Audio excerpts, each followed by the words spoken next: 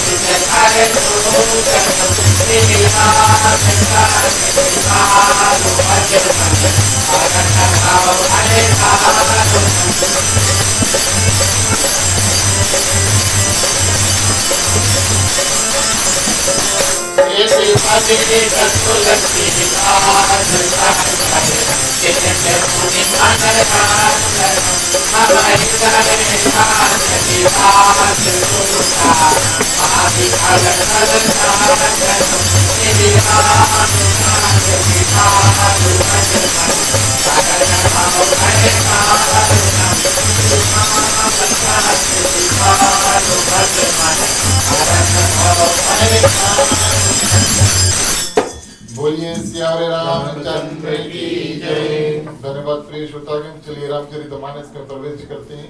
अयोध्या कांड में उस जगह पर जहाँ पर प्रिय श्रोतागण सबसे पहले जो दोहा चौपाई तुलसीदास जी लिखते हैं, भगवान श्री रामचंद्र जी क्या करते हैं, माँ सीता को लेकर के अयोध्या आते हैं। अयोध्या में कहा जब ते राम ब्याह आए। चलिए उस दोहा से आज शुरू करेंगे। प्यारे प्यारे श्रोतागण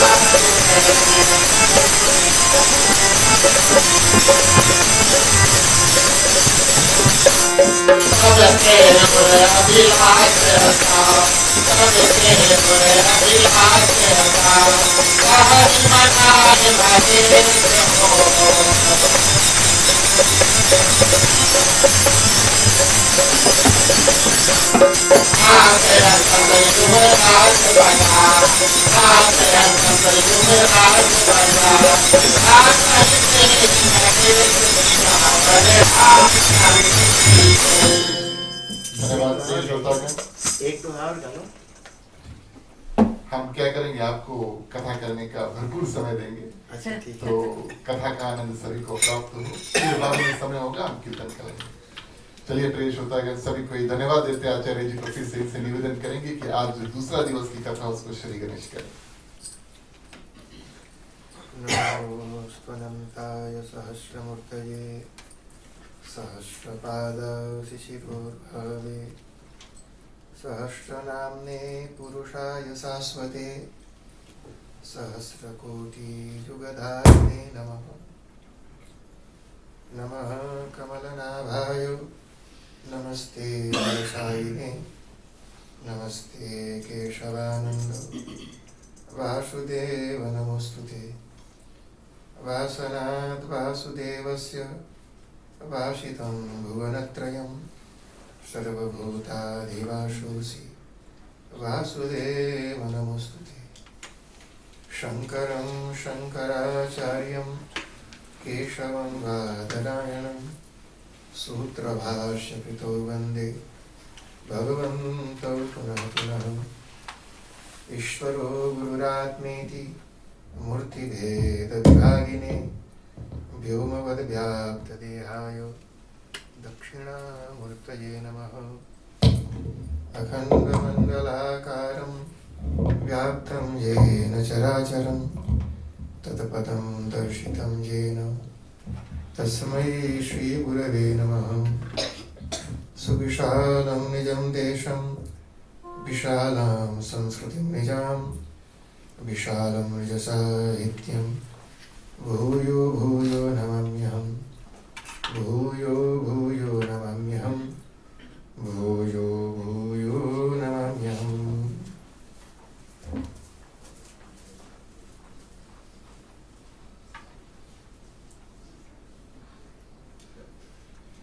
जय बोलो सत्य सनातन धर्म की जय। ओंकारेश्वर महादेव की जय।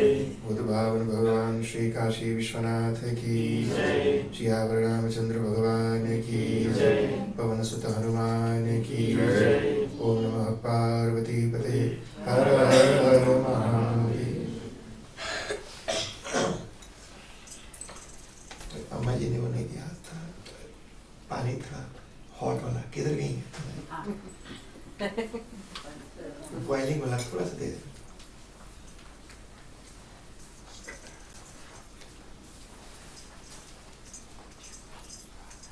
ठंडे में थोड़ा गीला करता हूँ फिर शुरू करता हूँ। वेट कर रहा हूँ।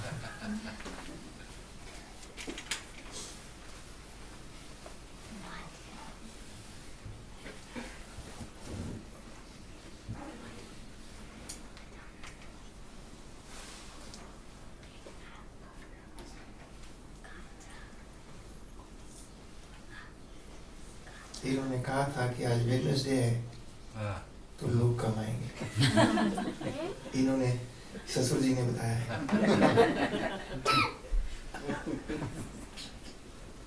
धन्यवाद।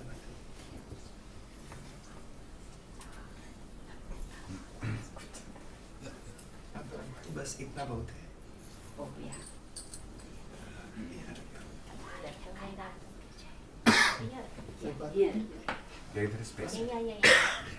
इस तरफ अम्मा जी को दे तो ले जाएंगे। ही नहीं आना, Boil Boil water. हाँ ला के रख देना था, बॉयल वाला ये वार्म है hot. पूरा Hot मांगे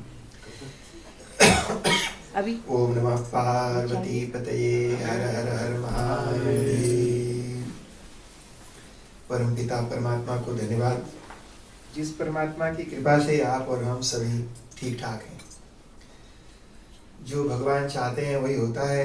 भगवान ने बड़ी कृपा की आपके ऊपर, हमारे ऊपर, कि हम और आप सब ठीक हैं। तबीयत ठीक है, दिमाग ठीक है, घर ठीक है, देश ठीक है, तभी बैठ करके यहाँ पर भगवान की कथा करते हैं। उसके बाद नीरज जी को भी धन्यवाद है और उनकी पत्नी को भी धन्यवाद है, नीलम जी को। होम मिनिस्ट्री तो उनके पास ही है और फाइनेंस मिनिस्टर भी वही है, और नव्या को भी, और 2 सेट्स ऑफ मदर्स, दोनों माताओं को भी, और इधर हमारे देवता हैं इनको भी धन्यवाद है। रोनिल जी और आदर्श सत्संग रामायण मंडली के जितने भी आप सभी लोग हैं, आप सबको भी हृदय से आपके प्यार के लिए धन्यवाद कि आप समय निकाल करके और यहाँ कार्यक्रम में आते हैं। जितने भी लोग आए हैं, नीरज जी की तरफ से आप सभी का स्वागत है। इतना सुंदर घर इन्होंने बनाया, दिल खोल करके खर्चा किया। राजमहल है जी, है ना जी, कितना सुंदर देखने में भी लगता है। अंदर आइए, हमारे यहाँ बड़े बड़े सेठ लोगों की हवेली, कोठी ऐसे होती है। इतना सुंदर ढंग से इन्होंने बैठने की व्यवस्था भी सबके लिए की है। इसके लिए आप दोनों देवी देवता नीरज नीलम जी को धन्यवाद। आपने मुझे सेवा का मौका दिया, इसके लिए आपको और धन्यवाद। उम्मीद करता हूँ कि आप सब कथा का आनंद लेंगे। जैसा कि मैंने आपको कल बताया था, कथा आप सब जानते हैं, ऐसी कोई चीज़ नहीं है जो आपने पहले पढ़ी नहीं या कहीं न कहीं सुनी भी नहीं। सुना भी होगा तो बस उसका आनंद लीजिए। कथा वही है, पुनि पुनि की तनहु सुने सुनाए, जिय की प्यास बुझत न बुझाए। बार बार सुनते हैं फिर भी मन नहीं भरता, फिर भी सुनते हैं, फिर भी सुनते हैं। तो इसलिए जो सुनाने वाला वक्ता है, जो प्रचार करता है, जो आचार्य है, उसकी यह जिम्मेदारी है कि इस ढंग से सुनाए ताकि आपकी रुचि बनी रहे, आपका इंटरेस्ट बना रहे। नहीं तो वही चीज़ है, बार बार सुनने से मन भर जाता है जी। लोग सोचते हैं वही ला कथा सुनाई पंडित, तो फिर लोग घर ही बैठे रहते हैं, जाते नहीं। तो कुछ नयापन होना चाहिए। नयापन क्या जी? अब नयापन माने कोई नई कथा थोड़ी ना बनाएंगे, कथा तो वही है, पर उसको प्रेजेंट करने का ढंग अलग होता है। अब जैसे वही दाल है, चावल है, अब वो चावल तो वही है, रोटी तो वही है। अब कभी रोटी में दाल भर दिया तो दाल भरी हो गई, कभी सत्तू भर दिया, कभी चना भर दिया, कभी पनीर भर दिया, कभी गोभी भर दिया। बस अलग अलग फ्लेवर लगाते रहे और रोटी खाते रहे। खाए रोटी पर अलग अलग फ्लेवर लगा कर। तो उसी तरह से कथा तो राम जी की है, पर अलग अलग नजरिए देखने का अलग एक नजरिया है। जैसे मैं यहाँ बैठ करके आपको देखता हूँ, ऐसे करके देखता हूँ, ऐसे करके देखता हूँ, ऐसे करके जिस तरह से मेरी नजर होगी, नजारे वैसे हो जाते हैं। तो उसी तरह से राम जी की कथा को देखने का भी एक नजर है, एक दृष्टि है। तो वैसे कथा के 2 ढंग, 2 ways ऑफ सेइंग कथा, शास्त्रों में 2 ढंग बताया गया। एक को कहते हैं व्यास पद्धति और दूसरे को कहते हैं नारद पद्धति। यानी व्यास जी कथा करते हैं और नारद जी कथा करते हैं। तो जो व्यास जी का कथा कहने का ढंग है वो है व्यास पद्धति, और जो नारद जी की कथा कहने का ढंग है वो है नारद पद्धति। अब पता नहीं शायद आप लोगों ने सुना है इसके बारे में कि नहीं, लेकिन मैं बहुत विस्तार से इसको नहीं समझाऊंगा क्योंकि मुझे आपको कथा सुनानी है।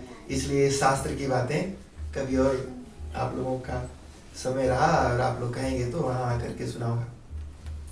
इन दोनों से अलग एक अलग पद्धति है जो हमारी है, वो है बनारसी पद्धति।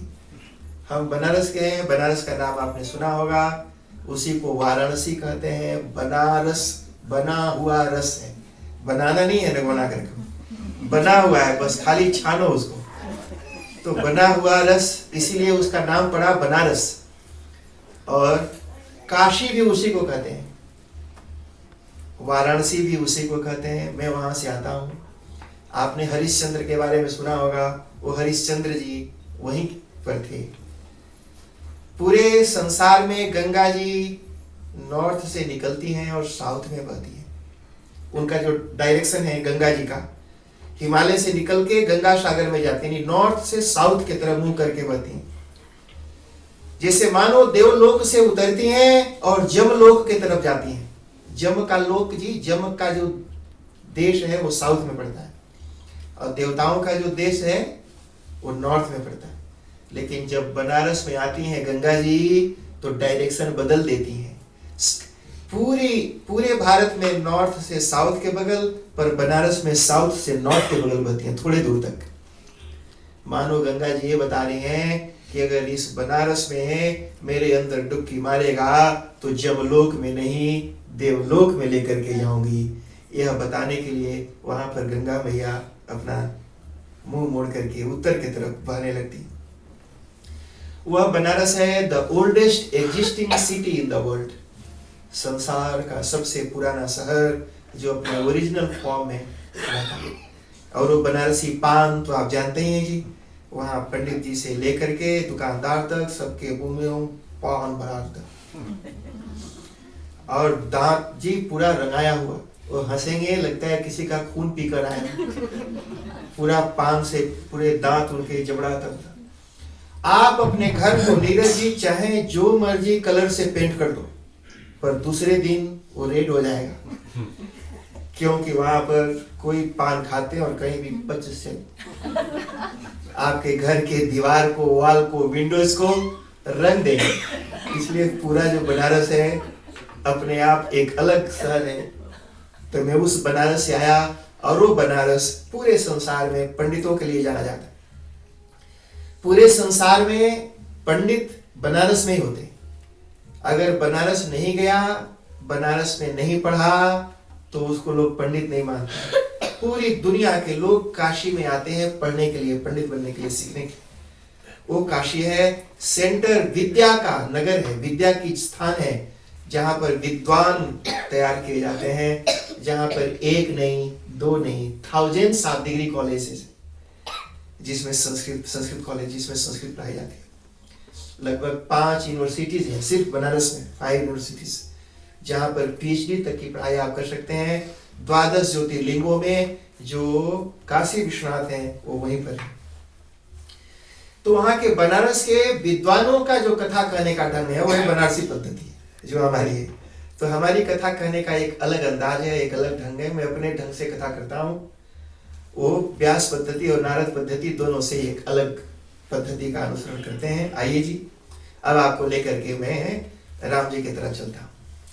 तो अभी आप लोगों ने चौपाई सुनी, क्या सुना कि राम जी शादी करके और अपनी दुल्हनिया के साथ घर में आ गए। अब जब नई नवेली दुल्हन आती है तो घर में क्या रौनक होता है जी, पूछो नहीं। अब आजकल की तो नई नवेली होती नहीं है, वो तो पहले 3, 4, 5, 6 साल तक वो घर में आती जाती रहती है। तो 5-6 साल तक घर में आती जाती रही, अब उसके बाद अब वो बस कपड़ा बदल करके आई है, तो इसलिए उसको कोई नया मानता ही नहीं है। वो बोलता वो तो वही है जो रोज आती थी, तो इसलिए उसको पता ही नहीं चलता है। लेकिन जो पहली बार, सच में पहली बार चौखट के अंदर आती है जो बहू, उसके स्वागत का एक अलग ढंग होता है। और जो बार बार आती रहती है, लोग उसको देख चुके हैं, उनका मन भरा हुआ है, इसलिए बोला कि उसको क्या आरती उतारना, क्या स्वागत करना, क्या कुछ विधि विधान करना, जो पहले ही आती जाती रही है। तो सीता जी के स्वागत का, सत्कार का, चारों बहुओं के स्वागत सत्कार का बड़ा भारी अरेंजमेंट हुआ। पूरे अयोध्या में बड़ा उत्सव हुआ। पूरी अयोध्या नगरी को बड़े सुंदर ढंग से सजाया गया। रोज भंडारा, खाना पीना, सभी सास जी। अच्छा, एक चीज और बता दूं, आपने दशरथ जी के 3 पत्नियों के बारे में ही सुना है।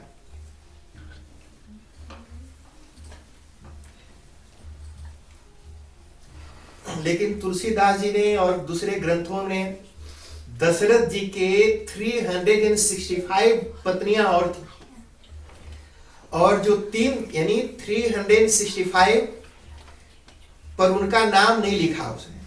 सिर्फ 3 पत्नियों की चर्चा की, और जो 3 पत्नियां थी नीरज जी, वो थी जो पोस्ट होल्ड करती थी। रानी, महारानी और पटरानी, ये पोस्ट है। जो रानी का पोस्ट होल्ड करती है, एक महारानी का पोस्ट होल्ड करती है, एक पटरानी का पोस्ट होल्ड करती है। जिनके हाथ में पोर्टफोलियोज थे उन्हीं तीनों की चर्चा की, बाकी पत्नियों की चर्चा नहीं की। उन सभी सासों ने बहुओं का स्वागत किया। और अब जरा सोचिए जी, एक सास को तो बहू प्रणाम नहीं कर पाती है, पैर छूना हो। अब 367 सासुओं का झुक झुक के पैर छूना हो तो बहू का तो कमर टूट जाएगा पैर छूते छूते। तो इतनी सासों ने सीता जी का स्वागत किया, उनकी आरती उतारी और सबने उनको आभूषण वस्त्र प्रदान किए। देखो जी, जो सास होती है पीढ़ी दर पीढ़ी उसके पास कुछ ज्वेलरीज रहते हैं जो उसके सास ने उसको दिया था, उसको उसके सास ने, उसको उसके सास ने, उसको उसके सास ने, ऐसे पीढ़ी दर पीढ़ी कुछ गहना। बोले अजिया सास के जमाने का हंडी बर्तन तरिया लोग संभाल करते ने, अमर होता थी ये हमारा अजिया सास के जमाने के हंडी है, हम अभी तक घिस घिस के उसमें तरकारी बनाते हैं। तो ऐसे पुराने जमाने के लोग तो सारा अपने बहू को हैंड ओवर कर देती। सीता जी को सब लोगों ने दिया। अब एक चीज और आपको बताता हूं, ये जो विवाह हुआ था जनकपुर में हुआ था। जो जनकपुर जी आज नेपाल में पड़ता है, वो यानी भारत और नेपाल का बॉर्डर है। उस जमाने में भी अलग देश था, पर आज के जमाने में वो एरिया नेपाल में है। आज भी वहां शादी पूरे 1 महीने तक चलती है नीरज जी। यहाँ नहीं कि शाम को गए और 2 घंटे में शादी हो गई और उसके बाद खिचड़ी खुचड़ी खा के 3 घंटे में चले आए। हमारे यहाँ इंडिया में शादी होती है तो शाम को शुरू करते हैं, सुबह 5 बजे तक चलता है, पूरी रात भर शादी होती है। पर वही शादी जब मिथिला में होती है तो पूरे 1 महीने तक चलती है, यानी 1 महीने तक दूल्हा वहीं ससुराली में रहता है। लेकिन ऐसा नहीं सोचना, रहता तो ससुराल में, लेकिन पत्नी से अकेले में मिल नहीं सकता। पत्नी अलग रहती है और लड़का अलग रहता है। सुपरविजन जी, बिल्कुल सुपरवाइज्ड तरीके से उनको ऑब्जर्व किया जाता है। और ऐसा इसलिए किया जाता है कि जीवन में डिसिप्लिन आना चाहिए, है ना जी। ये जो व्रत है, जो हम व्रत करते हैं ना, व्रत का मतलब ये नहीं है कि भूखा रह लिया। व्रत इसलिए करते हैं कि डिसिप्लिन, हमारे सामने भोजन है, इसका मतलब क्या है, दिन भर खाते रहेंगे। एक डिसिप्लिन तो होना चाहिए ना, कब खाएंगे, कितना खाएंगे। शास्त्र कहता है कि अगर आपके पेट में 4 रोटी की जगह है तो 2 ही खाना। 1 रोटी की जगह में पानी पीजिए और 1 रोटी की जगह खाली छोड़ दीजिए हवा आने जाने के लिए। हम क्या करते हैं जी रोनिल महाराज, 4 रोटी की जगह है तो 6 दबाते हैं, 2-4 भजिया ऊपर से और फिर थोड़ा सा हिला डुला करके बड़का वाला गिलास में चाय। पानी के लिए तो जगह ही नहीं छोड़ते, पानी के लिए भी जगह नहीं बचता। और बेचारा हवा भी हल्ला करता हुआ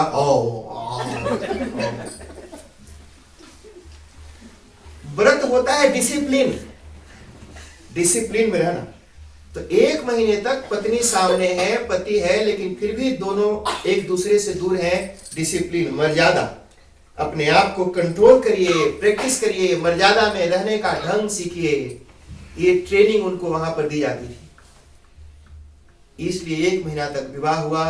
और वैसे तो राम जी ससुराल में पूरे 6 महीना रहे थे जी, क्योंकि जैसे ही विवाह हुआ बारिश शुरू हो गई, नदी नाले सब बह गए, रोड तो था नहीं जी, हवाई जहाज था नहीं। अब सोचा कि नदी नाला से कहां जाए, तो वहीं रहे। सीता जी से भेंट नहीं हुई अकेले में। अब पहली बार जिस औरत से शादी करके आए हैं उससे मिलने के लिए भगवान राम जाते हैं, जिसको आप सुहाग रात कहते हैं। फर्स्ट नाइट भगवान राम सीता जी के कक्ष में प्रवेश करते हैं। सीता जी बहुत खुश थी, एक्साइटेड। क्यों थी कि ये चक्रवर्ती सम्राट के पुत्र हैं और होने वाले चक्रवर्ती सम्राट हैं। आज हमको कुछ बड़ा अद्भुत उपहार, गिफ्ट देंगे।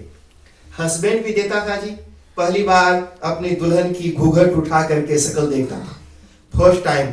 क्योंकि शादी के समय में तो घूंघट में रहती थी दुल्हन, शकल नहीं देख पाते थे। एक परंपरा थी हमारी भारतीय परंपरा, दुल्हन घूंघट में रहती थी, पब्लिक अलाउ नहीं था कि देख पाए। तो पहली बार उसी दिन वो पति अपने दुल्हन का घूंघट उठाता था, शकल देखता था और कुछ उपहार देता था, कुछ गिफ्ट देता था। सीता जी सोच रही थी चक्रवर्ती सम्राट का पुत्र है, कोई बड़ा ही अद्भुत गिफ्ट आज मुझे मिलेगा जो आज तक मुझे किसी ने नहीं दिया। तो सीता जी सुबह से अंदर बाहर पूरा नाप रही थी। अब शाम हो, अब शाम हो। जैसे ही शाम हुई तो भगवान राम उधर से मस्ती से सिंह के तरह जैसे मतवाला मदमस्त हाथी झूमते हुए चलता है, ऐसे मदमस्त गज के समान भगवान की गति है, चाल है। झूमते हुए आए, सीता जी झांक झांक के देखी कि कुछ हाथ में लेके आ रहे हैं, कुछ रैप गिफ्ट पैक। तो देखा तो राम जी के हाथ में कुछ और नहीं। सीता जी ने सोचा शायद कुछ बड़ा सामान होगा, पीछे नौकर वगैरह लेकर आए। लेकिन भगवान राम आते गए तो पीछे का दरवाजा बंद होता गया, कोई आ ही नहीं रहा। राम जी खलिया हाथ है अंदर घुस गए, सारे दरवाजा बंद, राम जी और सीता जी सिर्फ दोनों। अब सीता माता ने सोचा कि सोचो जी, मैं तो सोच रही थी कुछ गिफ्ट लेकर के आएंगे तो कलिया कुछ और नहीं। कहा कोई बात नहीं। सीता जी का मन थोड़ा उदास हो गया कि पहली मुलाकात है और कुछ कोई गिफ्ट मेरे हस्बैंड ने मुझे नहीं दिया। सीता जी शर्माती हुई राम जी की तरफ देखी, राम जी ने उनके घूंघट को उठाया, सीता जी को बोला सीते मैं तुम्हें कुछ देना चाहता हूं। तब सीता जी के जान में जान पड़ी। सीता जी ने कहा रे वाह, देखो सच में छुपा के रखा है, कुछ देगा। सुनो अब क्या होता है, जब राम जी ने कहा सीते मैं कुछ देना चाहता हूं, तो सीता जी ने कहा नहीं जी रहन दो। ऐसे जी लोग ऐसे करते हैं ना जी, रहन दो कोई नहीं। और अंदर अंदर तो गुब्बारे फूटते रहते हैं, है ना, लेकिन ऊपर ऊपर रहन दो। सीता जी भी वही सुबह से जिस चीज का इंतजार कर रही थी, जब देने वाला सामने खड़ा है दे रहा है तो बोला रहन दो, अरे इसकी क्या जरूरत है। राम जी ने कहा नहीं मैं देना चाहता हूं। सीता जी ने कहा ठीक है प्रभु, अगर आप देना ही चाहते हैं तो दीजिए। सीता जी इधर देख रही कहां है क्या देंगे, ध्यान से सुनना सबके लिए। भगवान राम ने कहा सीते मैं आज तुम्हें एक वचन देना चाहता हूं। सीता जी ने कहा लो खुदा पहाड़,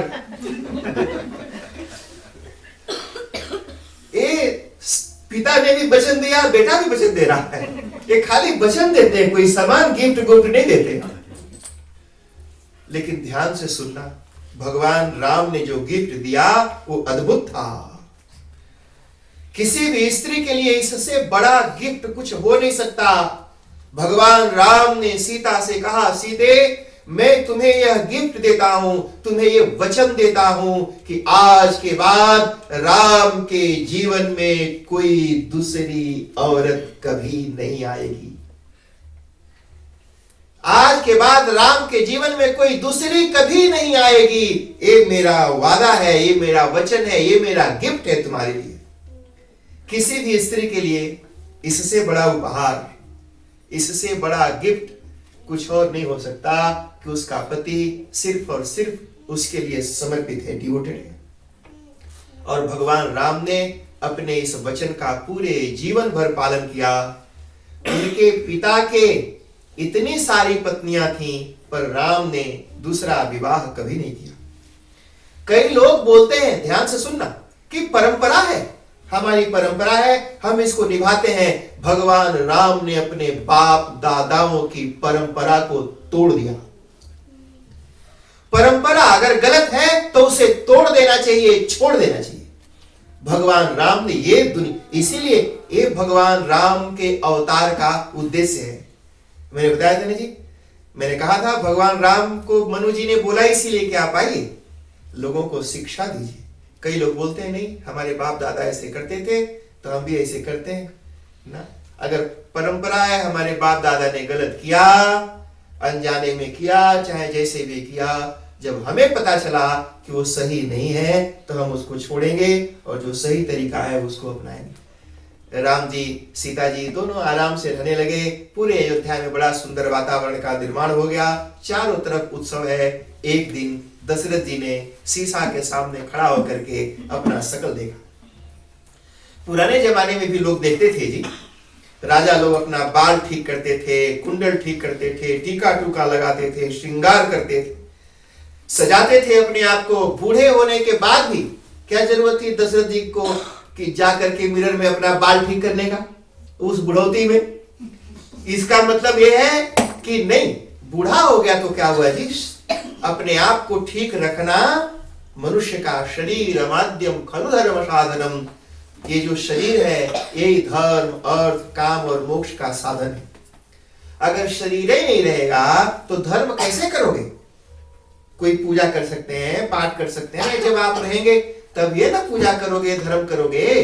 इसलिए शरीर को ठीक रखना बहुत जरूरी है। दशरथ जी ने देखा मिरर के सामने, अपने बाल को ठीक किया, मुकुट को ठीक किया, और जब ठीक कर रहे तो देखा कि कान के बगल में कुछ बाल सफेद हो गए हैं। अच्छा सुनो, काने के बगल में सफेद क्यों क्यों हुआ? प्रश्न उठता है।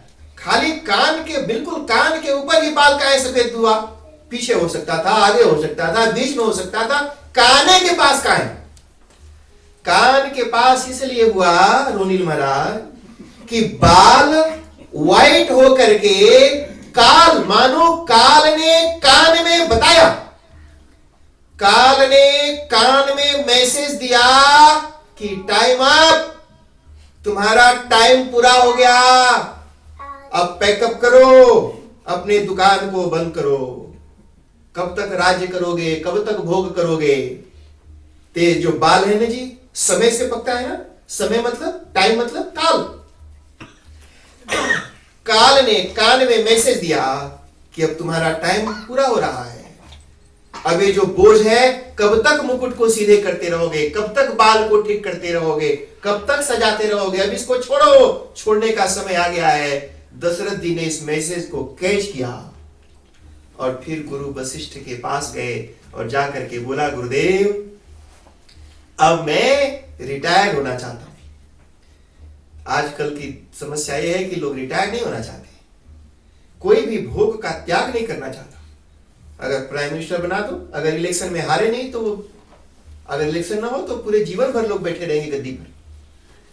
दशरथ जी ने कहा मैं राजगद्दी छोड़ना चाहता हूं, राम को राजा बनाना चाहता हूं। वशिष्ठ जी भी बड़े प्रसन्न हो गए, बोले कि तो बड़ा सुंदर विचार है, जरूर होना चाहिए। कहा कि विलंब नहीं करना चाहता। नीरज जी, कोई अच्छा ख्याल आए ना, तुरंत करना चाहिए। धर्म करना हो तुरंत करो, अच्छा काम करना हो तुरंत करो। कबीरदास जी ने कहा, कल करे सो आज कर, आज करे सो अब। कल के बारे में मत सोचिए, कल करूंगा नहीं। लेकिन कुछ लेजी लोग, लेजी आलसी लोगों ने कबीरदास जी के इस दोहा को चेंज कर दिया। वे बोलते हैं काल करे सो आज कर, आज करे सो अब। उन्होंने बदल दिया, उन्होंने कहा आज करे सो काल कर, काल करे सो परसों, जल्दी जल्दी क्या है यारों, जीना है सो बरसों। तो कुछ लेजी लोग ने जी कोई नहीं, बाद में करेगा, ठीक है, बाद में करेगा, नहीं बाद में नहीं, अभी अभी। जो अच्छा कर्म है उसको इमीडिएट करना, प्यार करना है अभी करो, दान करना है अभी करो, पुण्य करना है अभी करो, धर्म करना है अभी करो। झगड़ा करना है तो बोलो कल करूंगा, कुछ बुरा काम करना है बोलो कल करेंगे, आज छोड़ देते हैं। और जब कल फिर झगड़ा का मूड करे बोलो कल करेंगे। ऐसे कल करो, पर धर्म का काम तुरंत करो। वशिष्ठ जी ने मुहूर्त निकाल दिया जी, कहा कि देखो कल का तो बड़ा अच्छा मुहूर्त है, कल सुबह ही हो जाए तो बहुत सुंदर बात। चारों तरफ दशरथ जी ने घोषणा करा दी कि कल सुबह भगवान का राज्याभिषेक किया जाएगा। चारों तरफ नगर में नगाड़े बज गए, ढोलक बज गया, पूरी अयोध्या सज गई, लोग झूम झूम करके गाने लगे, क्योंकि सभी लोगों के मन की एक बड़ी इच्छा थी कि भगवान राम राजा बने। राम जी को लोग बहुत पसंद करते थे। चारों तरफ उत्सव सेलिब्रेशन होने लगा। उसी बीच में देवता लोगों ने देखा। क्या देखा जी, ध्यान से सुनना। देवताओं ने देखा कि राम जी राजा बनने जा रहे हैं। देवताओं का तो दिमाग ठनका। अरे हम तो ये सोच रहे थे कि रावण को मारेंगे, वन में जाएंगे, अगर ये राजा बन गए तो फिर अपने राज काज और प्रजा के काम में बिजी हो जाएंगे, मेरा काम तो होगा ही नहीं, रावण तो मरेगा ही नहीं। जितने भी वन में बैठे हुए ऋषि महर्षि इंतजार कर रहे थे कि प्रभु वन में आएंगे, हम उनका दर्शन करेंगे, वो सभी ऋषि लोग निराश हो गए कि महाराज तो वे राजा बनने जा रहे हैं। सभी लोग इंद्र आदि देवता बृहस्पति के पास गए और जाकर के देवगुरु बृहस्पति से कहा कि गुरुदेव, वहां भगवान राम का राज्याभिषेक हो रहा है।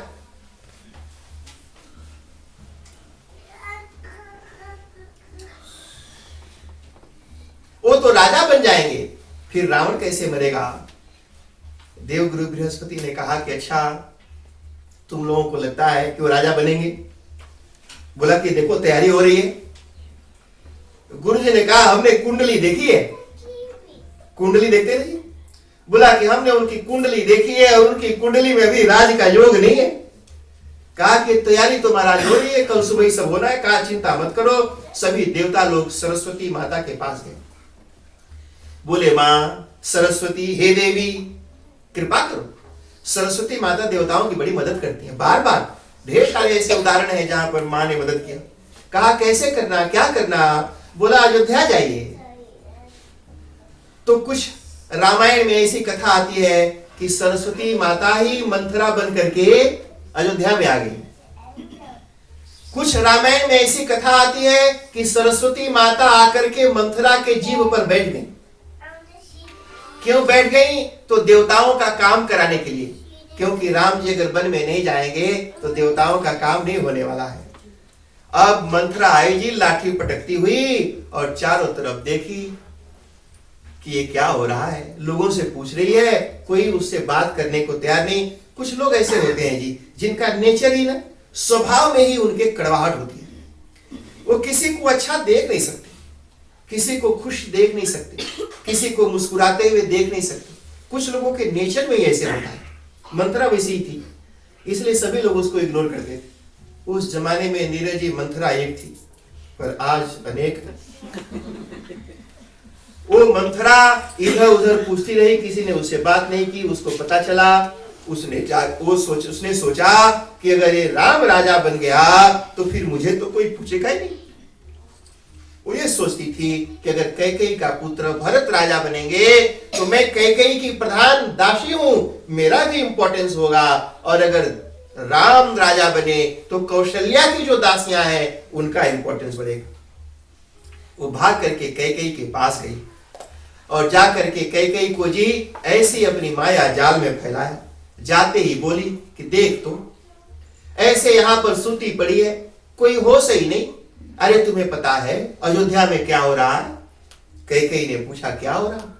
अरे यहाँ राम के राज्याभिषेक की तैयारी हो रही है। ये सुनते ही कैकेयी ने अपना हार उठा करके दे दिया। अरे इतनी शुभ समाचार लेकर के आई, ये ले, ये हार ले, ये ले, ये ले, और ये भी ले जा, लोगों को बांट दे। कितनी खुशी हुई कैकेयी को। कैकेयी राम जी से बहुत प्यार करती है। जब राम और भरत छोटे थे ना जी, तो दोनों एक जैसे दिखते थे। जब यज्ञ पुरुष भगवान जो खीर लेके प्रकट हुए थे, तो उसमें से दशरथ जी ने 2 हिस्सा किया। एक दे दिया कौशल्या को और एक दे दिया कैकेयी को। फिर इन दोनों ने उसमें से आधा आधा किया।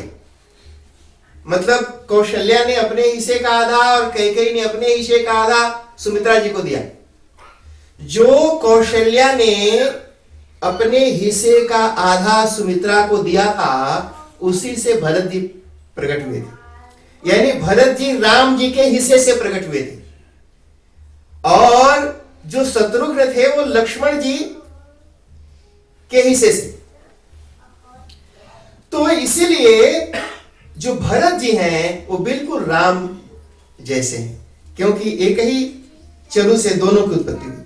दोनों देखने में भी एक जैसे, शकल सूरत रंग रूप स्वभाव व्यवहार सब एक जैसा है। और जब ये छोटे थे तो कई बार कौशल्या भरत समझ करके राम जी को दूध पिलाती थी, और कई बार कैकेयी राम जी को दूध पिलाती हैं और कौशल्या भरत जी को दूध पिलाती हैं। यानी दोनों पुत्र एक दूसरे के बाद पास अदला बदली होते रहते थे और माताओं को पता नहीं चलता था, क्योंकि वो दोनों एक जैसे दिखते थे। तो कैकेयी माता ने अपना दूध पिला पिला करके राम जी को पाला है, बड़ा किया है, इसलिए राम जी से बहुत प्यार है। और राम जी भी कैकेयी माता से बहुत प्यार करते हैं। लेकिन मंथरा ने जाकर के दिमाग में जहर भरा। मंथरा ने कहा, अरे देख, वो बचपन की बातें, वो लड़कपन की बातें, उसको भूल जा। बड़ा होने पर आदमी का दिमाग बदल जाता है, अब शादी हो गई है। अरे जब पतो आती है थोड़ी ना माँ बाप को कोई पूछता है, तो अब तो पतो आ गई है, अब तेरे को नहीं पूछेगा। अब वैसे भी राम जब राजा बनेगा तो फिर उसकी माँ कौशल्या, उसका महत्व बढ़ेगा। और तू तो सौत तो जानते हैं ना जी, सौतिया डाह होता है, सुना ये वर्ड, सौतिया डाह। तो कैकेयी के मन में सौतिया डाह का ख्याल भरा। ऐसे मन गढ़ंत बातें रोके गा के बताई कि कैकेयी के मन में राम जी के खिलाफ दुर्भावना आ गई। और मंथरा ने कहा कि देख, अगर राम राजा बने तो तू सौत है, दशरथ जी तुमसे बहुत प्यार करते हैं, कौशल्या को ये पसंद नहीं है, अपने बेटे को चढ़ाएगी और तेरे को उठा के जेल में डलवा देगी और फिर वो रानी की तरह रहेगी, तेरे को कोई पूछेगा नहीं, तेरी बड़ी दुर्गति हो जाएगी। ऐसे ऐसे बात उसको सुनाई। कैकेयी ने कहा, अच्छा माई, अब बताओ हम क्या करें, कैसे इस दुख तकलीफ से बचें। मंथरा ने कहा, देख, कुछ समय पहले देवासुर संग्राम में आप सब जानते ही हैं, दशरथ जी ने तुमको 2 वर दिया था। एक समय की बात है, कैकेयी की जब शादी नहीं हुई थी तो कैकेयी देश में दुर्वासा ऋषि चातुर्मास करने के लिए आए। दुर्वासा ऋषि का नाम तो सुना है ना नीरज जी। दुर्वासा ऋषि बड़े भगवान शिव के ही अवतार थे। चातुर्मास करने के लिए आए। एक बार कहीं कांटा लग गया तो दुर्वासा ऋषि की अंगुली में थोड़ा सा खून निकल गया। कैकेयी ने अपने आंचल फाड़ करके दुर्वासा ऋषि के अंगुली में बांध दिया, उनकी बड़ी सेवा की। दुर्वासा ऋषि बड़े प्रसन्न हुए और कैकेयी को आशीर्वाद दिया कि मैं तुम्हें आशीर्वाद देता हूं, वरदान देता हूं कि तुम्हारी उंगली वज्र के समान मजबूत होगी, तुम्हारे शरीर में कभी कोई चोट नहीं लगेगा, कहीं कुछ कटेगा फटेगा नहीं। ये दुर्वासा ऋषि के आशीर्वाद से उनकी उंगली इतनी मजबूत थी कि रथ के धुरी में लगाने पर भी उनकी उंगली को कुछ नहीं हुआ और रथ घूमता रहा। कथा तो आप सब जानते ही होंगे ना जी, धुरा निकल गया तो उंगली लगा करके रोकी नहीं। दशरथ जी प्रसन्न हो गए और प्रसन्न होकर आशीर्वाद दिया कि कोई वरदान मांग लो। उन्होंने कहा उधार है, बाद में मांगेंगे। तो 2 वर दिए थे, उन्होंने कहा दोनों मांग लो। कैकेयी ने कहा कि ठीक है, कैसे मांगना? कहा कि पहले तो कुप भवन में चली जा, सिखाई जी, तो गुस्सा जा। तो गुस्साने का भी कैसे गुस्साना जी? अब गुस्साना है, जब खुश रहना है तो श्रृंगार करते हैं, यानी पोत पात करके पूरा सज धज करके पति के पास जाएंगे। और जब गुस्साना है तो बिल्कुल ताड़का पूतना बन करके जाएंगे। तो उसी तरह से कैकेयी ने भी अपना पूरा वैसे माताओं को श्रृंगार बहुत पसंद होता है, कोई भी औरत कुरूप नहीं दिखना चाहती, लेकिन कैकेयी ने जानबूझ करके अपने शक्ल को बड़ा विभत्स कुरूप बना लिया। वैसे तो स्त्रियों का इतना ध्यान है कि वो मरने के बाद भी सुंदर दिखना चाहती। नीरज जी, एक बार एक हस्बैंड वाइफ का झगड़ा हुआ तो वाइफ ने अपने आप को कमरे में लॉक कर लिया जी, और पूरे 1 घंटे के बाद बाहर निकली और बोली कि हम जाता। हस्बैंड ने बोला कहां जा रही? बोला सुसाइड करने जा रही हूं। हस्बैंड ने कहा भाई सुसाइड ही करना है तो इतना मेकअप करके क्यों जा रही है? तो वाइफ ने कहा क्यों, मरने के बाद फोटो नहीं छपेगी अखबार में? यानी मरने के बाद भी फोटो हमारी अच्छी दिखनी चाहिए, इतनी चिंता होती है। और ऐसी स्त्री जब अपना रूप बिगाड़ करके क्रोध में आ जाए, इसका मतलब है कि कुछ न कुछ है, आप उसको पूरा करिए। तो बिल्कुल अपना रूप बिगाड़ करके कुप भवन में जाती हैं, लेट जाती हैं। दशरथ जी जब पहुंचते हैं, उनको मैसेज मिलता है, वो कुप भवन में जाते हैं और कुप भवन में जाकर के देखते हैं तो कैकेयी ऐसे जमीन पर लेटी हुई। देखो जी, एक प्रेम है। कैसे प्यार में स्त्री अपने पति को ब्लैकमेल करती है, इसका उदाहरण कैकेयी ने दिखाया। कैकेयी जानती है कि ये हमसे बहुत प्यार करते हैं, मैं जो कहूंगी ये हमसे करेंगे, तो ऐसे लोटी लेटी पड़ी हुई है। दशरथ जी जाकर के उसको मनाते हैं, उठाते हैं। कैकेयी बोलती है आप तो केवल ऊपर ऊपर प्यार जताते हो, अंदर से तो सारा प्यार दूसरों पर लुटाते हो। दशरथ जी ने कहा ऐसी बात नहीं है देवी, क्या हुआ बताओ तो सही, तुम जो कहोगी मैं करूंगा। बोला कि सिर्फ कहते हैं करते नहीं, अरे सालों हो गए, 2 वचन दिया आज तक पूरा नहीं किया, अब और नया क्या करोगे। दशरथ जी ने कहा अरे बताओ तो सही तुम्हें क्या चाहिए। कैकेयी ने कहा कि देखो जो 2 वचन दिया था वो दोनों वचन पूरा करो। उन्होंने कहा क्या चाहिए। कैकेयी ने कहा पहला वचन तो ये है कि राम जी के बदले भरत जी को राजा बना। सुन करके दशरथ जी को अच्छा तो नहीं लगा, लेकिन फिर भी उन्होंने कहा कि कोई बात नहीं, चलो तुम्हारी जैसी इच्छा, मेरे लिए दोनों बराबर हैं, राम के बदले भरत को राजा बना देंगे। दूसरा वचन मांगा, कहा कि दूसरा वचन यह है कि राम जी को 14 वर्ष के लिए वनवास दे दो। जैसे ये वचन सुना मानो दशरथ जी के ऊपर किसी ने वज्र का प्रहार कर दिया। दशरथ जी खड़े नहीं रह पाए, वो धड़ाम से जमीन पर बैठ गए और बोला हे देवी मुझसे कोई गलती हो गई है, अरे मुझसे मेरा प्राण मांग लो, राज मांगो, मैंने तुम्हें दे दिया।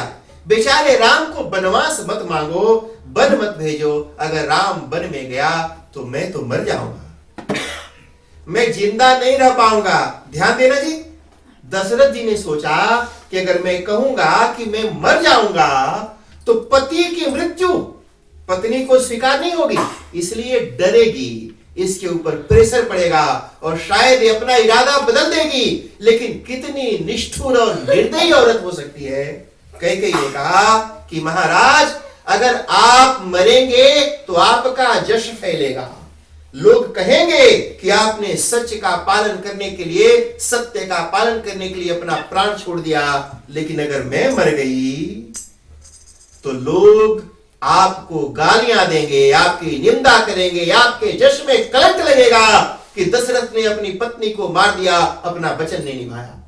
यानी घुमा करके कैकेयी ने दशरथ जी को ही मरने के लिए छोड़ दिया और अपने आप को अपने वचन से बिल्कुल डिगी तक नहीं। दशरथ जी गिड़गिड़ाए, उसके पैर पर पड़े, रोए, सारी दुर्गति कैकेयी ने दशरथ की कर दी, लेकिन एक नहीं सुनी और बेचारे दशरथ जी तो बार बार बेहोश होते रहे। बड़ा सुंदर प्रसंग, अलग अलग ढंग से तुलसीदास ने तो बड़े विस्तार से इस बात को लिखी है, समय अभाव के कारण मैं ज्यादा नहीं सुनाता हूं।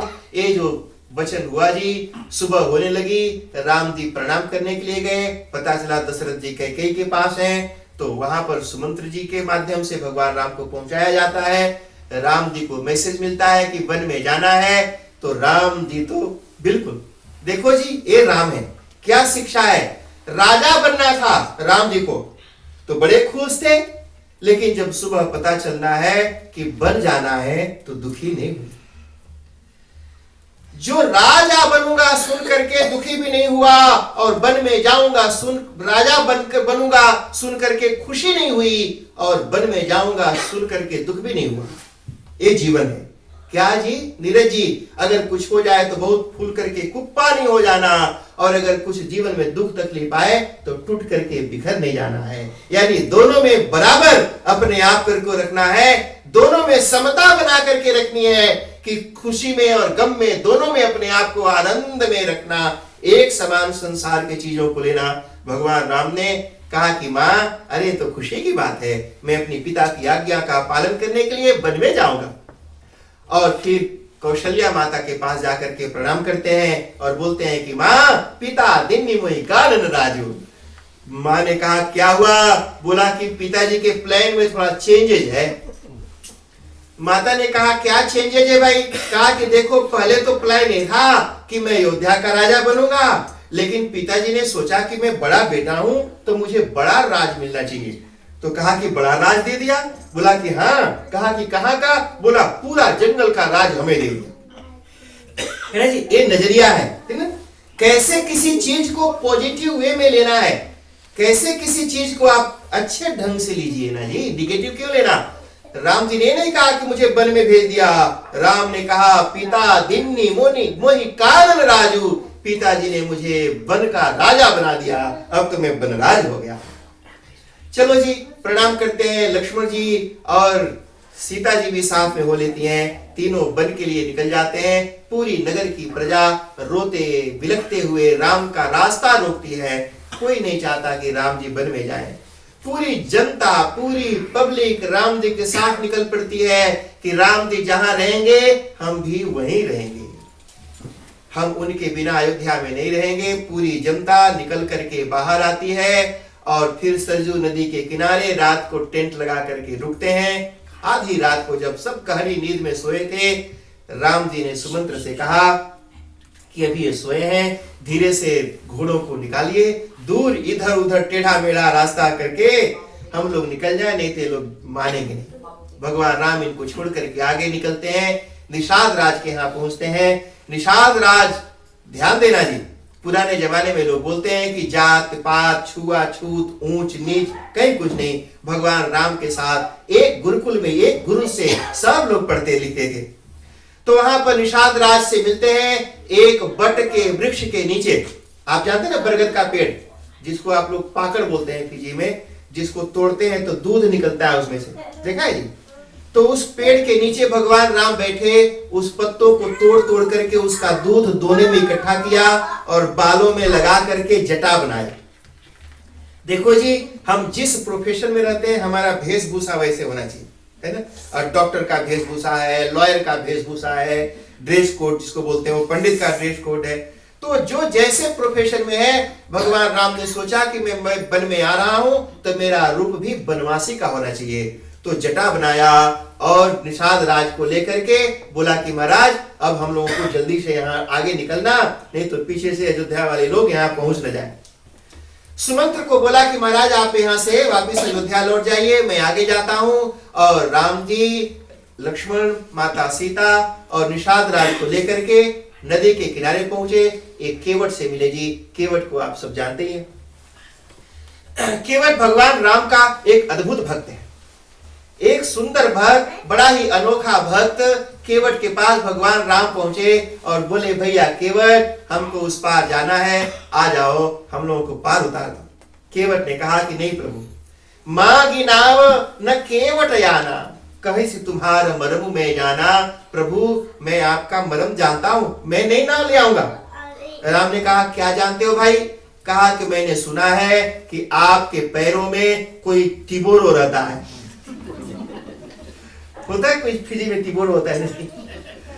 अबे क्या होता है तिबोरो पता नहीं।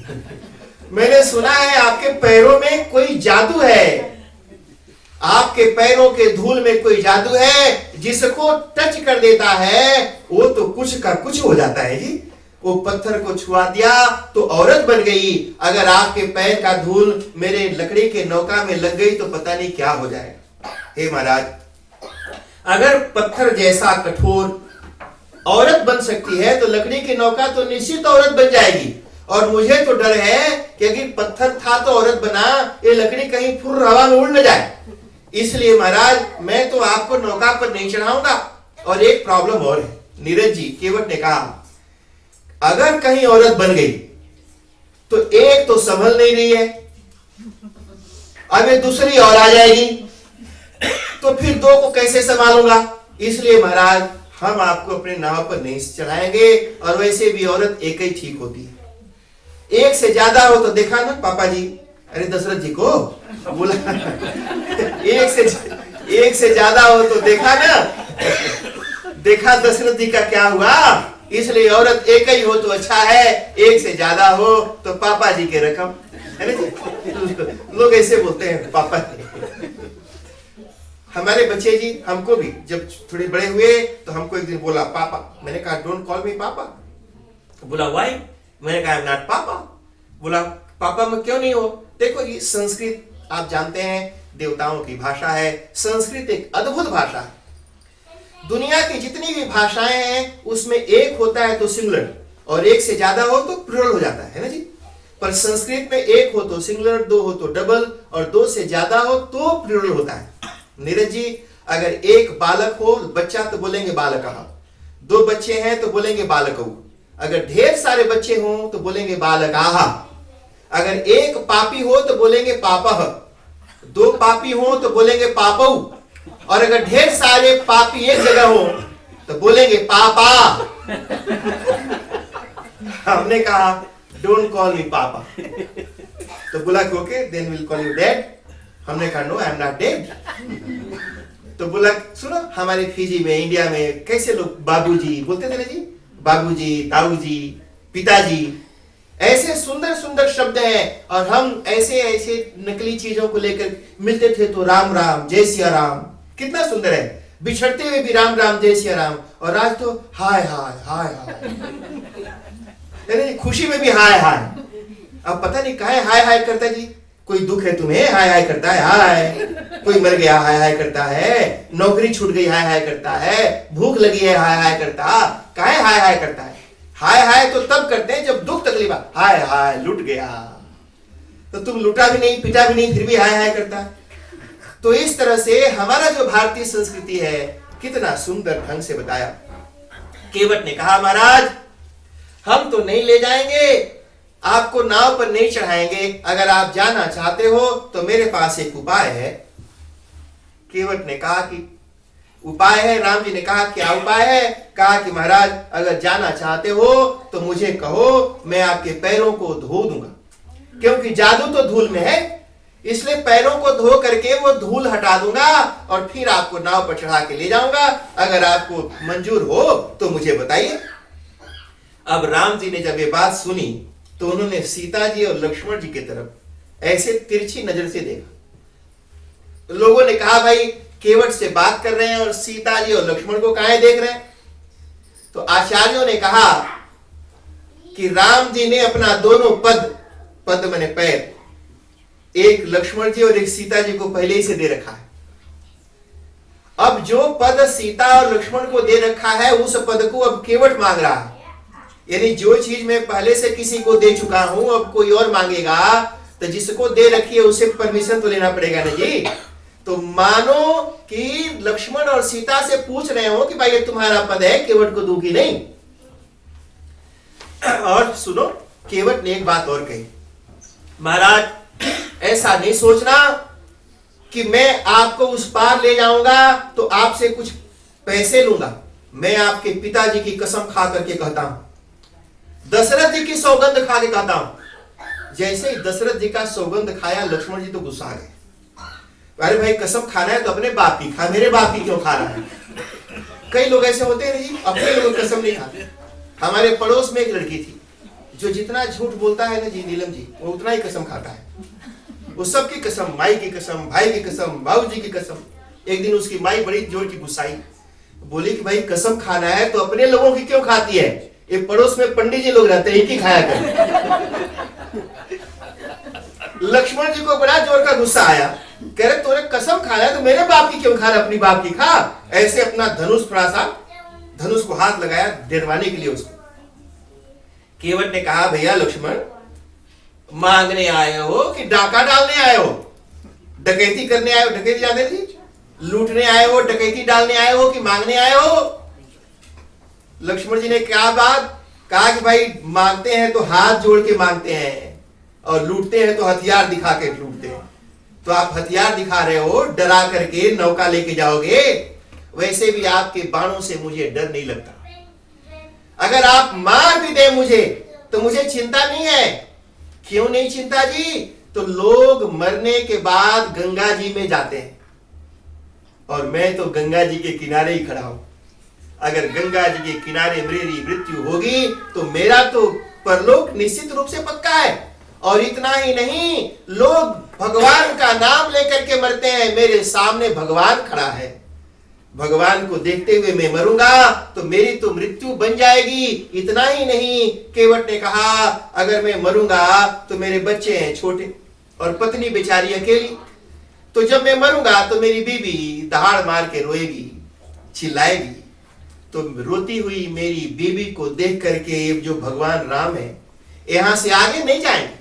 मैं जानता हूं ये बड़े दयालु हैं, यहाँ रुकेंगे और फिर बांस वांस काटेंगे, मेरी अर्थी बनाएंगे और कंधा भी देना पड़ेगा क्योंकि मेरे छोटे बच्चे बीवी मेरे को कहाँ उठा के ले जाएंगे, और फिर इनको जलाना पड़ेगा, लकड़ी काटेंगे, अपने हाथों से मुझे जलाएंगे और कम से कम जी 13 तक तो रुकना ही पड़ेगा।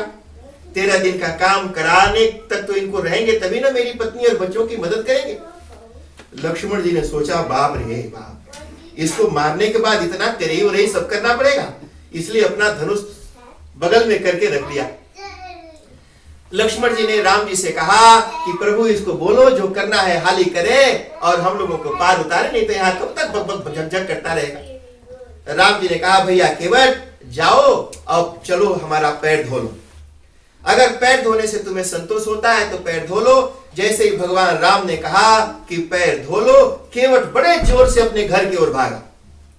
नीलम जी, लक्ष्मण जी ने राम जी से कहा कि भैया इसे पूछ तो लो कि गंगा मैया इधर है, ये घर की ओर काहे भागता है। तो राम जी ने पूछा कि भैया केवट, गंगा माई तो इधर है, उधर कहाँ जाता, ध्यान देना। केवट ने कहा प्रभु मैं बहुत पढ़ा लिखा तो नहीं हूं, पर कभी कभी पंडित तिवारी की कथा सुन लेता हूं। मैंने सुना है कि कोई भी धर्म का काम बिना पत्नी के नहीं करना चाहिए। कोई भी धर्म का काम, पुण्य का काम पत्नी के बिना नहीं करना।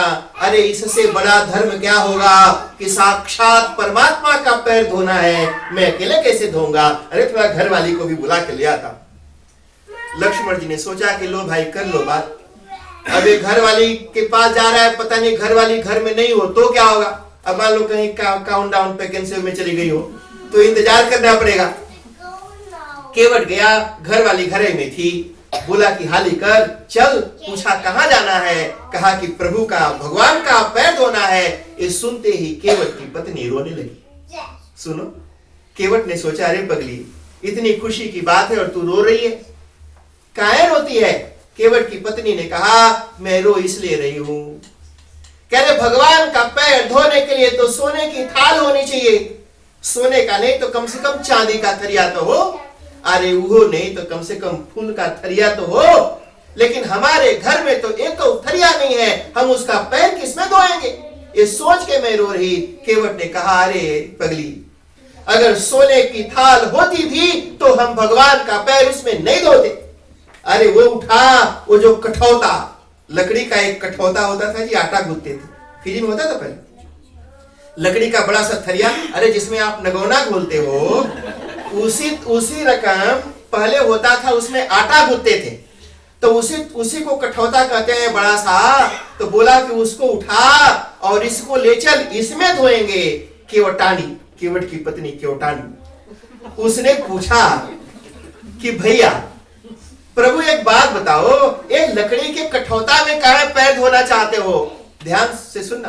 केवट ने कहा सुनो, जब हम इसमें भगवान के पैरों को धोएंगे तो भगवान के पैर में लगा हुआ चरणों का अमृत एक कठौता लकड़ी अपने अंदर पी लेगी, सोख लेगी। पूरे कठौती में लकड़ी के जर्रे जर्रे में भगवान के चरणों से निकला हुआ वो चरणामृत भर जाएगा। भगवान राम तो चले जाएंगे, लेकिन उसके बाद जब भी तू इसमें आटा गूंथ के रोटी बनाएगी तो भगवान के चरणों के निकले हुए अमृत के कुछ रस आटा में गूंथ करके वो रोटी खाने का भाग्य भी है।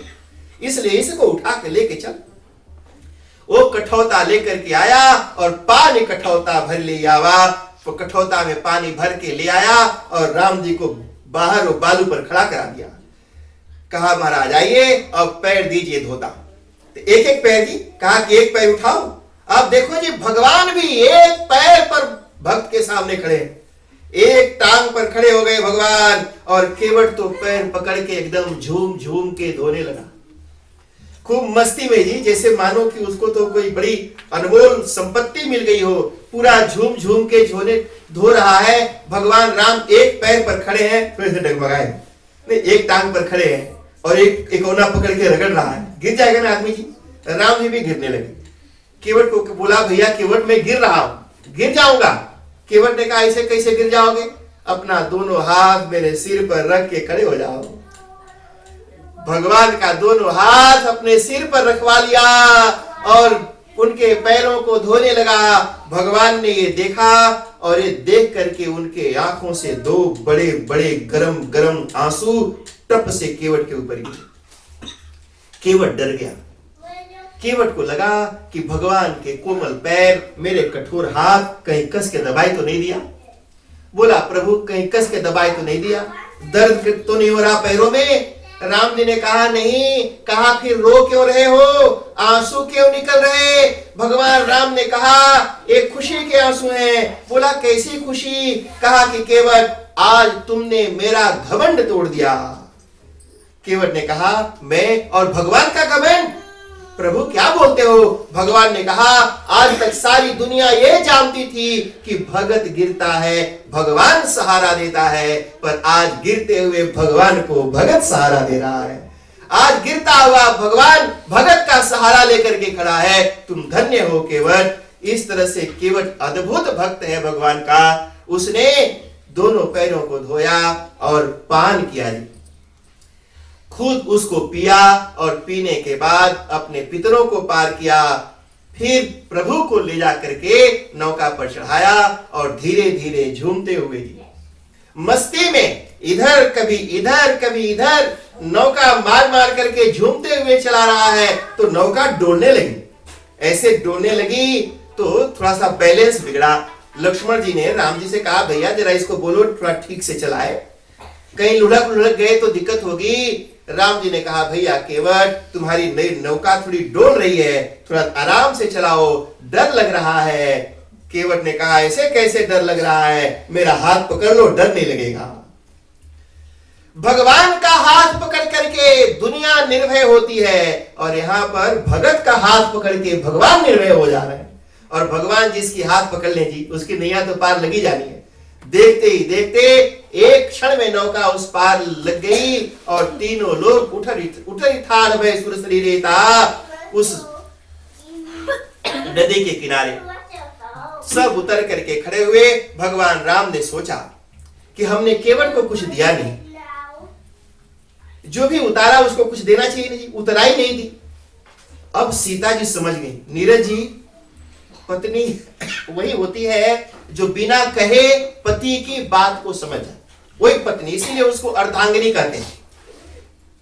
जो पिय ही की सिय जान निहारी, भगवान के मन में हृदय में क्या चल रहा है सीता जी बिना कहे समझ गई और उन्होंने अपनी अंगूठी निकाल करके दे दी। कहा कि ये लो प्रभु केवट को दे दो, और दे दिया। और आजकल की जी औरत अगर की कोई मांग ले हस्बैंड तो क्या बोलेगी, अच्छा देख तुम्हारा तो आपन तो सब लुटाई दिया, अब हमा भी लुटाएगा, है ना जी। लेकिन वहां देखो वो अपने से ही उतार करके दे दी, ये लो आप दे दीजिए। राम जी ने केवट को दिया।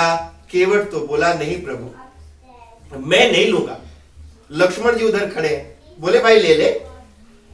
केवट ने कहा नहीं। लक्ष्मण जी ने सोचा कि ऐसे गरीब आदमी इतनी महंगी अंगूठी और ऐसे मुड़ हिला रहा है, नहीं नहीं। कई लोग ऐसे होते हैं जी नीरज जी, मन मन भावे और मुड़ हिलावे, अंदर से तो सोचता रहता है। किसी घर पर जाए बोले चाय पियेंगे, बोला नहीं नहीं। भजिया खाओगे, बोला नहीं नहीं। और अंदर से सोचता रहता है थोड़ा फ्राई करके धर देता, तो बैठ के दबाते। तो अंदर अंदर तो सोचता है कि मिले, लेकिन ऊपर ऊपर मुड़ हिलाता रहता है। तो मन मन भावे मुड़ हिलावे। तो सभी लोग समझाए। अंत में राम जी ने सीता जी से कहा कि देवी आप ही जा करके दे दो। सीता जी गई। जैसे ही माता सीता ने कहा कि भैया केवट इसको ले लीजिए, सुनते ही केवट रोने लगा। बड़ी सुंदर बात केवट ने कही, ध्यान दो, आनंद लो इसका। केवट ने कहा हे देवी, कुछ दिन पहले राम जी का पैर पूजा था आपके पिता ने। पांव पूजते हैं ना जी, शादी होती है तो लोग जाके पांव पूजते हैं। तो जब पांव पूजते हैं तो पांव पूज के उसको कुछ देते हैं ना जी, कुछ दिया जाता है। केवट ने कहा आपके पिताजी ने भी इनका पांव पूजा था, तो आपको गहनों से लाद कर सजा धजा करके विदा किया था, और थोड़ी देर पहले मैंने भी इनका पांव पूजा है, तो मैं आपके गहनों को उतार कर आपको यहां से भेजूं, मैं चुल्लू भर पानी में शर्म के मारे डूब मरूंगा। अरे जिसका पांव पूजा, हमें तो अपने तरफ से आपको कुछ देना चाहिए, आपके गहनों को उतारना नहीं चाहिए। इतना ऊंचा विचार केवट का सुन करके राम जी के भी मन से, आंख से खुशी के आंसू बहने लगे। केवट आगे बढ़ा और बोला, प्रभु हम दोनों का एक ही प्रोफेशन है, एक ही काम हम दोनों करते हैं, हम दोनों एक ही प्रोफेशन में हैं, हम दोनों पार लगाते हैं, एक ही बिजनेस हम दोनों का है। डिफरेंस सिर्फ ये है कि आप होलसेलर हैं और मैं रिटेलर हूं। आप पूरी दुनिया को पार लगाते हो, थोक के भाव में पार लगाते हो, और मैं एक एक को, हम दोनों का एक ही बिजनेस है, एक ही ट्रेड में दोनों हैं महाराज। इसलिए आज आप हमारे यहाँ आए हैं रिटेलर शॉप में, हम आपको पार उतारे, और जब मैं आपके यहाँ होलसेलर के पास आऊंगा आप हमें पार उतार देना, हमारे परिवार को पार उतार देना। इस तरह से दोनों बड़ा सुंदर केवट और निषाद के साथ आगे बढ़ते हैं भारद्वाज ऋषि के पास, फिर वाल्मीकि के पास। वाल्मीकि के पास जाकर के भगवान राम ने पूछा कि जंगल में नया आया हूं, मुझे रहने की कोई जगह बताइए। वाल्मीकि ने कहा, महाराज एक बात बताइए, ऐसी कौन सी जगह है जहां आप नहीं है, ताकि मैं आपको रहने की जगह बताऊं। फिर भी वाल्मीकि ने मर्यादा का ध्यान रखते हुए चित्रकूट का स्थान बता दिया। चित्रकूट में भगवान राम जी जाकर के रहने लगे। निषाद राज वहां से वापिस आए। सुमंत्र जी अभी तक इंतजार कर रहे थे। सुमंत्र जी को पता चला, अब सुमंत्र भारी मन से घोड़ों को लेकर के अयोध्या आते हैं। यहाँ पर अयोध्या में दशरथ जी तब से दरवाजे पर बैठे थे कि अब राम आएंगे, अब राम आएंगे, क्योंकि दशरथ जी ने सुमंत्र से कहा था कि थोड़ा सा घुमा करके वापस लेकर के आना। जब दशरथ जी को पता चला कि राम जी नहीं आ रहे हैं तो दशरथ जी बड़े दुखी हुए। अब उनकी अंतिम समय आ गया। दशरथ जी बड़े दुखी और सामने मृत्यु उनको दिखाई पड़ने लगी। ध्यान देना जी, ध्यान से सुनना।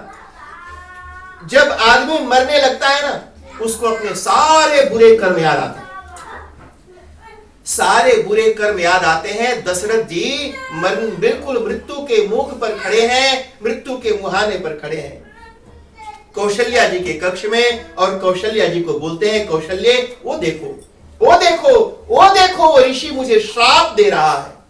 आप सब जानते हैं श्रवण कुमार के पिता ने ध्यान देना नीरज जी, कई लोग बोलते हैं अनजाने में गलती हो गई, अनजाने में पाप हो गया। नहीं जानते थे, नहीं जानते थे जी, फिर भी कर्म का फल भोगना ही पड़ता है, भले ही अनजाने में हो गया हो। दशरथ जी ने भी जानबूझ करके नहीं मारा था, अनजाने में मारे थे। श्रवण कुमार ने माफ कर दिया, पर उनके पिता ने कहा, देख जैसे मैं अपने पुत्र के वियोग में तड़प तड़प के मर रहा हूं, वैसे तू भी अपने पुत्र के वियोग में तड़प तड़प के मरेगा। वो कही हुई ऋषि की बात दशरथ जी के कानों में गूंज रही है, और कौशल्या को बोल रहे हैं, हे देवी देखो देखो देखो, ऋषि मुझे श्राप दे रहे हैं, हाथ जोड़ के गिड़गिड़ाते हैं, हे ऋषिवर मुझे क्षमा कर दीजिए, माफ कर दीजिए। लेकिन क्या था जी, तड़प के दशरथ जी के प्राण निकल गए, और अंत में राम राम कही राम कही राम राम कही राम, पूरे 6 बार भगवान राम का नाम लिया, और 6 बार में सर्वैश्वर्य परमात्मा का दशरथ जी को प्राप्त हुआ। दशरथ जी ने अपने प्राणों को छोड़ दिया। ध्यान दो जी, भगवान अपने बाप को भी मृत्यु से नहीं बचाता, तो हमें और आपको कैसे बचाएंगे जी? अगर भगवान अपने पिता को भी उसके बुरे कर्म के फल को भोगने से नहीं बचा सकता, तो आपको और हमको कैसे बचाएगा? इसलिए बुरे कर्म के फल को भोगने से आपकी कोई रक्षा नहीं कर सकता। इसलिए बड़े सोच समझ के कर्म करना, कर्म का फल भोगना ही पड़ता है, चाहे वह कोई भी हो। दशरथ जी का स्वर्गवास हो गया, भरत जी को बुलाया गया, इनका पूरा श्राद्ध कर्म हुआ। एक चीज मैं आपको और यहाँ पर बताना उचित समझता हूं, यह विधि दाह क्रिया सब किन्नी विधिवत न्याय तिलांजलि दिग्नि, और शोध स्मृति सब वेद पुराना कीन भरत दश गात्र विधाना। जितना भी श्राद्ध होता है 10वें दिन का 10 गात्र, 13वें दिन का त्रयोदशा, पूरी विधान से किया। कई लोग नीरज जी बोलते हैं कि 3 दिन में निपटा देगा, 3 दिन में कर देते। मेरे पास भी आए कोई, बोले महाराज 3 दिन में कर दो। मैंने कहा एक बात बताओ, कोई प्रेग्नेंट मम डॉक्टर के पास जाए और बोले कि 9 मंथ हम नहीं मांगता प्रेग्नेंट रहे, 3 मंथ में डिलीवरी करा दो, तो क्या डॉक्टर करा देगा? डॉक्टर के पास कोई ऐसी दवाई, कोई मेडिसिन है? अरे जो बेबी 9 मंथ में डेवलप होना है वो 9 मंथ में ही होगा, 3 मंथ में नहीं हो सकता। ठीक उसी तरह से जो दिवंगत आत्मा शरीर छोड़ करके गई, वो जैसे 10वें दिन दशगात्र उस प्रेत की योनि से अतिवाहिक शरीर में प्रवेश करती है, वो 10वें दिन ही होना है, इसलिए 3 दिन में नहीं हो सकता। ये रामायण में भी, अयोध्या कांड में भी भरत जी ने पूरा दशगात्र आदि विधान सब किया, श्राद्ध किया, और फिर बड़ी भारी सभा लगी, और सभा में वशिष्ठ जी आए, और वशिष्ठ जी ने 2 भाषण दी। नीरज जी बड़ा सुंदर है, वो समय नहीं मिले तो आप लोग उसको पढ़ लीजिएगा। 2 भाषण हुआ, एक वशिष्ठ जी का और एक भरत जी का। वशिष्ठ जी ने बड़ी अच्छी बात कही, बोला कि हे भरत, सुनहु भरत, भावी प्रबल बिलखि कहे मुनिनाथ, हानि लाभ जीवन मरण यश अपयश विद्यात्। इसका मतलब यह है नीरज जी कि आपके जीवन में क्या प्रॉफिट होना है, कब लॉस होना है, कब मरेंगे, कब पैदा होंगे, हमारा समाज में जश होगा कि हमारी निंदा होगी, ये हमारे हाथ में नहीं। एक छोटी सी किसी भूल की वजह से आपकी बदनामी हो जाती है, छोटी सी किसी भूल की वजह से आपका बड़ा भारी लॉस हो जाता है, एक छोटी सी गलती से हमारा प्राण जान चली जाता है। ये सब सारी चीजें हमारे जीवन में जो होता है वो हमारे हाथ में नहीं है, ये सब विधि हाथ, ये सब विधि के हाथ में है। जैसा हमारे भाग्य में लिखा है वो होगा, इसलिए भरत चिंता मत करो। और वैसे भी दशरथ जी के लिए तुम्हें शोक नहीं करना चाहिए, क्योंकि दशरथ जी ने तो अपना जीवन बड़े ही ढंग से जिया है। इसलिए हे भरत, देखो ऐसा आदमी अगर मर जाए तो चिंता करना चाहिए। कैसा आदमी जी? तो बताया, सोचिए विप्र जो वेद विहीना, जो अपने आप को ब्राह्मण कहता है, पंडित कहता है, और वेद नहीं पढ़ता, संध्या नहीं करता, शास्त्र नहीं पढ़ता, और अगर वो मर जाए तो सोचना चाहिए कि नरक में कौन सी दुर्गति इसकी होगी। और तज निज धर्म विषय लवलीना, सोचिए नृपति, ऐसा राजा जो नीति के विरुद्ध काम करता है उसकी चिंता करना चाहिए। ऐसे बनिया के बारे में सोचना चाहिए। बनिया बिजनेसमैन जी जो एक्स्ट्रा प्रॉफिट के लिए लोगों को लूटते हैं। शास्त्र कहता है कि 10% से ज्यादा प्रॉफिट नहीं लेना चाहिए। एक हमारे जजमान है, बहुत बड़े बिजनेसमैन, मेरे पास आए, अरे ऐसे गड्डी भर भर के रखते हैं, बोलते हैं बिजनेस नहीं चल रहा, कोई मंत्र बताओ जिससे शांति मिले। और बनिया को शांति कैसे मिलेगी जी? बिजनेसमैन को। मैंने कहा देखो जी, आप माला खरीदिए और रोज जपिए, minimum investment maximum profit, minimum investment maximum profit. हमने कहा जो बनिया आदमी बिजनेसमैन का यही मंत्र होता है, लेकिन ऐसा व्यापारी जो बहुत ज्यादा प्रॉफिट लेकर के बिजनेस करता हो, कहा कि वो मर जाए तो सोचना चाहिए कि कौन सी दुर्गति इसकी नरक में होने वाली है। न अतिथि शिव भक्त सुजाना, जो अतिथि घर पर आए हुए लोगों का अपमान करने वाले मर जाएं, सोचना चाहिए कि इसका मुखर मान प्रिय ज्ञान गौर, सोचिए पुण्य पति वंचक नारी, ऐसी औरत जो अपने पति को धोखा देती हो, चीट करती हो, अगर वो मर जाए तो सोचना कि मरने के बाद इसकी कौन सी दुर्गति होने वाली है। कुटिल कलह प्रिय इच्छाचारी, सोचिए निज व्रत परिहरी, जो अपने व्रत नियम, मैंने बड़ी लंबी लिस्ट यहाँ पर सुनाया कि कैसे कैसे लोग जो दुष्कर्म करने वाले लोग मर जाए उनकी चिंता करना चाहिए। लेकिन जिसने पूरे जीवन भर अच्छा कर्म किया और उसने अपना जीवन छोड़ दिया, उसके बारे में चिंता करने की आवश्यकता नहीं है। दशरथ जी तो स्वर्ग में निश्चित रूप से दिव्य उत्तम स्थान में विराजमान होंगे। हे भरत, अपने राज्य को स्वीकार करो, ये पिता ने राज्य तुम्हें प्रदान किया है। ये बात सुन करके अब भरत जी का भाषण शुरू हुआ। भरत जी ने कहा, सभासदों, हे सभा के लोगों, ऐ समाज के लोगों। नीरज जी बड़ी अच्छी बात है, ध्यान से समझ लो। समाज के लोगों, जितने भी लोग थे, बोले सुनो साधु समाजा, साधु समाज। रोनिल महाराज, अगर 50 पागल मिल करके एक सोसाइटी बनाए तो सोसाइटी भी तो पागल होगी ना जी। अरे भाई, पागल तो बोलेंगे ना मैड सोसाइटी, यानी 50 मेंबर्स मिल करके अगर 50 मूर्ख मिल करके एक मंडली बनाए तो मंडली भी तो मूर्ख होगी। समझ में आ रहा है सबको? अगर 50 बीमार लोगों की एक सोसाइटी हो तो सोसाइटी भी तो सिक होगी। इसलिए जैसे आदमी मैड होता है, पुलिस होता है, सिक होता है, वैसे सोसाइटी भी sick society, mad society, police society. जैसे किसी पागल की कही हुई बातों के ऊपर हम ध्यान नहीं देते, ऐसे पागलों के झुंड की कही हुई बातों पर भी ध्यान नहीं देते। अरे ऐसी समाज की कही हुई बातों के परवाह क्यों करूं जो समाज में पागलों की भीड़ है। ऐसा समाज जिसके जीवन में कुछ आइडियोलॉजी है, कुछ सिद्धांत है, कुछ प्रिंसिपल्स हैं, वैल्यूज हैं, ऐसे लोगों का अगर समाज है तो उस समाज की चिंता करना चाहिए। जहां पर लोग खुदगर्ज हैं, स्वार्थी हैं, जेलस से और ऐसे लालच, लोभ, घृणा, नफरत से भरे हुए लोगों का जो समाज है, ऐसे समाज की परवाह करूं क्यों? इसलिए समाज भी अलग अलग तरह का होता है, पागल समाज, शुद्ध समाज, विद्वान समाज, मूर्ख समाज। लेकिन जैसा समाज वो था साधु समाज, जिसमें साधु लोगों, वैसे विद्वान लोग, चरित्र वाले लोग थे। भरत जी ने कहा एक बात बताओ नीरज जी, अगर मैं आपको कहूं कि मनुकाव वेस्टफील्ड मॉल में INJ बैंक का ब्रांच का सारा पैसा मैं आपको देता हूं, आप घर से सूटकेस लेकर के जाइए और ताला तोड़िए और पूरा बैंक का पैसा भर करके अपने घर लेके चले आइए। आप जाएंगे लेने के लिए? तोड़ के ले लोगे? नहीं जाएंगे ना जी। अरे सोचोगे ना कि जो दे रहा है वो पैसा उसका है भी कि नहीं। अरे जो चीज मेरी है ही नहीं, मैं आपको कैसे दे सकता हूं? भरत जी ने कहा आप सभी विद्वान लोग हैं, विचार करिए, पिताजी ने जो राज्य मुझे दिया है वो राज्य पिताजी का था ही नहीं। वो राज्य पिताजी को उनके पिताजी से मिला, उनके पिता को उनके पिता से मिला, उनके पिता को उनके पिता से मिला, ऐसे पीढ़ी दर पीढ़ी ट्रांसफर होता रहा। और मेरे पिता से ये मेरे भाई के पास जाना चाहिए था, जो नहीं गया।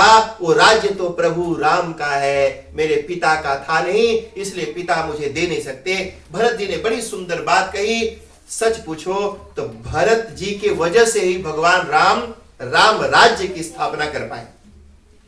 भरत जी ने कहा मैं राजा नहीं बनूंगा। पूरा अभिषेक की सामग्री ली और सब लोग लेकर के निषाद राज से मिलते हैं, वहां से लेके चित्रकूट में पहुंचते हैं और चित्रकूट में जाने के बाद निषाद राज दूर से भगवान राम को दिखाते हैं कि देखिए वहां पर भगवान राम विराजे हैं।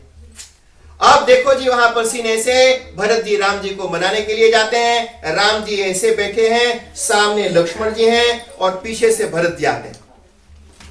तो जो आने का रास्ता है वो राम जी के पीछे से है, भरत जी पीछे से आते हैं, लक्ष्मण जी आगे। लक्ष्मण जी भरत जी को देखते हैं, राम जी भरत जी को नहीं देखते। जैसे ही भरत ने राम को देखा तो पाही ऐसे दोनों हाथ उठा करके पाही मोही पाही गोसाई, हे प्रभु मेरी रक्षा करिए। दोनों हाथ ऊपर ऐसे उठा के और पड़े भूतल पड़े लकुट की नाई, जैसे एक डंडा होता है ना जी, डंडा ऐसे जमीन पर खड़ा करो, उसको छोड़ दो। जैसे भड़ाम से वो डंडा जमीन पर गिरता है, ऐसे भड़ाम से भरत जी दोनों हाथ जमीन पर ऐसे गिराते हुए गिर गए और ऐसे मिट्टी में लोट पोट करके भगवान को प्रणाम करने लगे। यह दृश्य देख करके लक्ष्मण जी की आंखों से आंसू झरने लगा। राम जी ने बोला कि लक्ष्मण रो क्यों रहे हो? लक्ष्मण जी ने कहा भरत भैया आपको प्रणाम कर रहे हैं। राम जी ने कहा कहां? पूरा कहीं दुपट्टा, कहीं धनुष, कहीं कुछ, ऐसे पागल की तरह उठ करके भगवान भागे। मेरा भाई, मेरा भरत किधर है? फिर उनको पता चला कि भरत इधर। उठा करके भरत जी को गले लगाते हैं। दोनों का राम और भरत जैसे भाई अगर हो तो राम राज्य बनेगा। अगर भरत जैसा भाई हो तो राम राज्य का निर्माण होता है। ये राम राज्य राम जी नहीं बनाते हैं, भरत जैसे भाई बनाते हैं, इसलिए राम राज्य बना। दोनों का बड़ा भारी संवाद हुआ।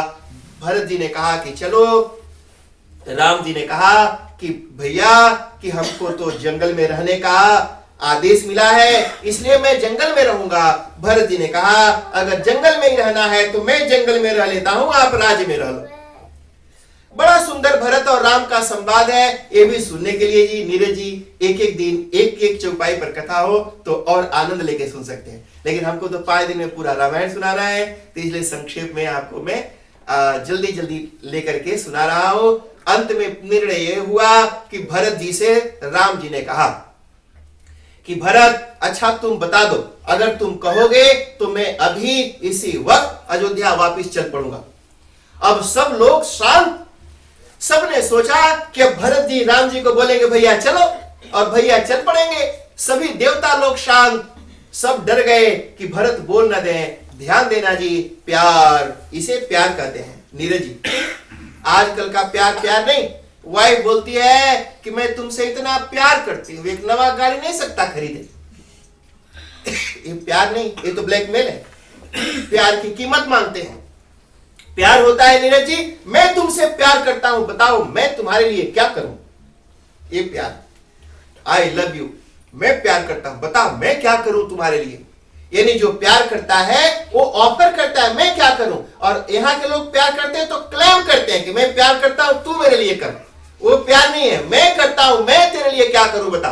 ये प्यार है। यहां उल्टा ही चलता है जी। तो भरत जी से बोला कि कह दे, जो कहोगे करूंगा। भरत जी ने कहा प्रभु आप मुझे आज्ञा दीजिए कि मैं क्या करूं। ये प्यार है। राम जी ने भरत को कहा कि 14 वर्ष तक तू मेरा प्रतिनिधि बनकर के राज्य करो। भरत जी बात मान लेते हैं। कहा कि आप प्रतीक के चिन्ह खड़ाऊ, अपना खड़ाऊ दे दीजिए। भरत जी ने दोनों खड़ाऊ लेकर के, देखो भरत जी ने हद कर दी। पिता ने तो राज्य छीना था, भरत जी ने उनके खड़ाऊ तक छीन लिया। दोनों खड़ा उठाए, अपने सिर पर लेकर के मुस्कुराते हुए अयोध्या की तरफ चल पड़े। सुनो, जब भरत जी माथे पर दोनों खड़ाऊ लेकर के चले तो भरत जी को ऐसा लगा कि ये खड़ाऊ नहीं, मैं राम और सीता को अपने सिर पर लेकर के जा रहा हूं। और खड़ाऊ लेकर के आए, लेकिन 14 वर्ष तक उन्होंने उसको खड़ाऊ नहीं, राम और सीता ही माना। हर रोज जाकर के राम सीता मान करके पूजा करते थे, आज्ञा लेकर के शासन करते थे। और नंदी ग्राम में एक ग्राम बसाया, नगर से बाहर, जमीन से इतना नीचे गड्ढा खोद के कि भगवान जमीन पर सोते हैं, मैं जमीन से भी नीचे सोऊंगा। भगवान फल फूल खाते हैं, तो वो जो गाय खाती थी जौ गेहूं, और दूसरे दिन जो गैया गोबर करती थी, तो गोबर के साथ जो खड़े खड़े जौ दाना निकल जाते थे, उसको चुन करके वॉश करके वो खा करके 14 वर्ष तक भरत जी ने शासन किया। और भगवान राम की आज्ञा लेकर के अयोध्या में बस शांति है, शांत रस, कहीं कोई खुशी नहीं, कोई गम भी नहीं, बस शांत सन्नाटा चारों तरफ। नंदी ग्राम में भरत जी शासन करने लगे। इसी के साथ साथ अयोध्या कांड पूरा होता है। आगे की कथा कल आपको सुनाऊंगा। जय बोलो सिया रामचंद्र भगवान की जय। आप सब खड़े हो जाइए, भगवान की आरती करें।